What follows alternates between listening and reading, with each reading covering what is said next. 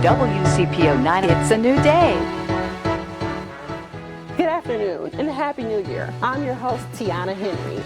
We have a special guest that is here today. I want to welcome Carla O'Neal from McKenzie Chic. Thank you so much for coming on the show, Carla. Thank you for having me. I'm glad to be back. Yes. Now, Carla's family-owned business specializes in creating beautiful and unique weddings, social engagements, and corporate events. And it's just a new year, Carla, and people have resolutions. They're usually kind of the same.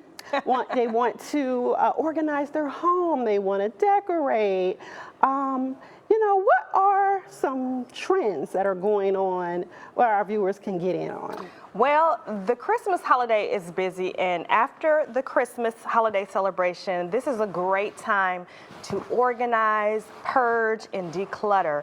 And so typically with Christmas, you get tons of gifts, tons of things that are coming in for the kids, for your family.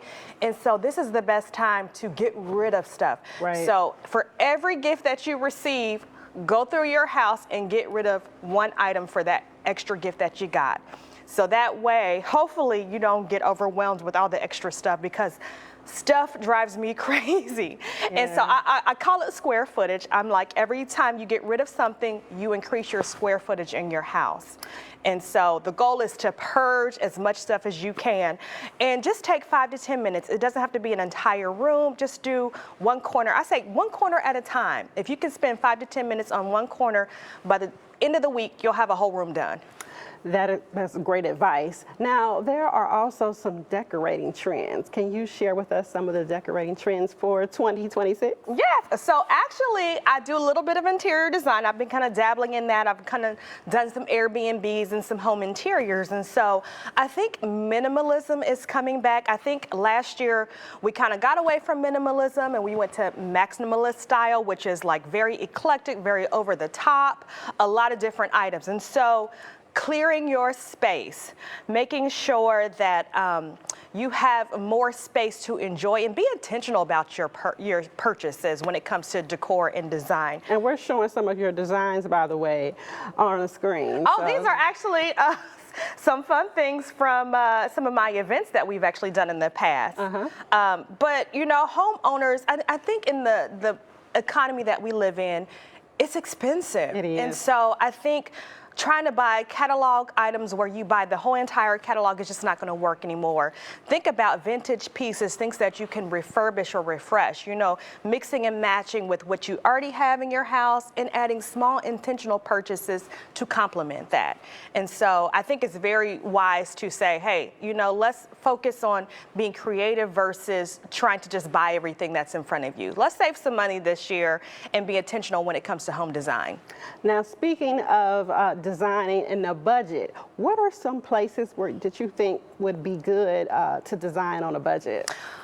I don't know, people still do Goodwill, but you would be surprised. Yeah. I know I love Goodwill, and when I did actually a home interior for Airbnb, we mixed a lot of Goodwill pieces with a lot of modern and new pieces. And so think of it, do a family swap, talk to other families. If you're getting rid of something, they're getting rid of something, maybe swap them out. So that way neither one of you are actually paying out of pocket, but you're just swapping decorative pieces to add to your homes.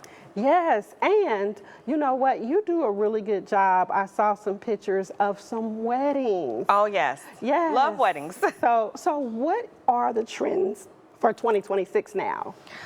For 2026, oh my gosh, I think there's so many trends. I think the thing with weddings nowadays is it's about the experience. Yes. Tailoring it to who you guys are as an individual. It doesn't have to be over the top when it comes to design and decor, but just making sure there are elements of characteristics of who you guys are as a couple and as an individual. I would say a lot of weddings are now doing off season just because it's more cost saving than your typical June, July, August month. So if you want to save some money, think about March, think about October, thinking about November. We just did a December wedding, but also don't forget inclement weather, so make sure you plan accordingly. Now, I want to get your opinion on some of the things for the children. Both of us have daughters, and you also have a son.